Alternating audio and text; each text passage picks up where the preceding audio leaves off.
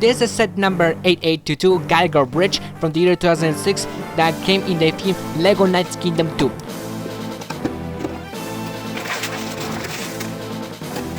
It's also the only set that features Sam Blue Rogue Knight. It contains 254 parts, 3 minifigures, as well as a couple interesting LEGO pieces such as 2 battle axes from the large figures, as well as the helmet being used in the one large figure, which looks hilarious on this vehicle, as well as 2 unique onto this set Gargoyle heads in pearl-like gray.